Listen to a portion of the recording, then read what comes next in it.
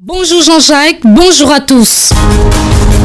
La taxe carbone au cœur de la réunion interministérielle que préside aujourd'hui Nicolas Sarkozy. Le sujet alimente les polémiques depuis quelques jours. Selon le sondage TNS Sophrologica pour Europe, 2/3 de Français se disent contre. François Fillon aura essayé de déminer la question avec les 14 € la tonne de CO2, mais ceci reste simple hypothèse. Les arbitrages seront connus dans les jours qui viennent.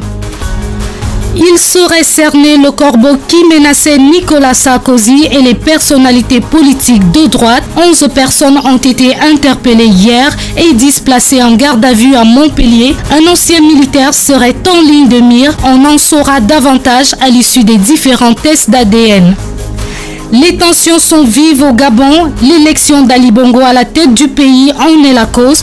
Un couvre-feu a été décrété à Port-Gentil où la France est particulièrement visée. Les opposants s'en sont pris aux installations pétrolières de Total et au consulat de France, accusés d'avoir soutenu la candidature d'Ali Bongo. La France, quant à elle, nie toute implication dans le processus. Aux États-Unis, le roi de la pop Michael Jackson sera enterré aujourd'hui. La cérémonie a débuté tôt ce matin au cimetière de Forest Lawn. L'événement fermé au public se déroule dans la stricte intimité. Seules quelques 200 personnes triées sur le volet y sont conviées. Du côté des médias, la chaîne BBC est la seule à avoir eu ce privilège.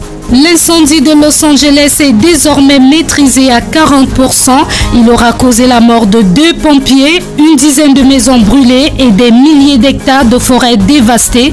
Cet incendie est le plus important jusqu'ici dans la région et aujourd'hui les enquêtes le révèlent, tout simplement d'origine criminelle. Concernant la grippe A, la France s'organise sous la menace d'une contamination à grande échelle. Le comité de lutte contre la maladie établit la liste des personnes prioritaires pour les vaccinations. Ils seront 15 millions de Français environ. Parmi eux, les enfants âgés de moins de 2 ans, les femmes enceintes, les malades chroniques et les forces de l'ordre. Dans l'actualité sportive, Chelsea interdit de recruter jusqu'en 2011. La décision de la FIFA vient sanctionner le club anglais pour avoir signé en 2007 un contrat avec Gaël Kakuta alors qu'il était encore juridiquement lié à Lens. Et puis tennis, les Françaises sont mises hors de course à l'US Open.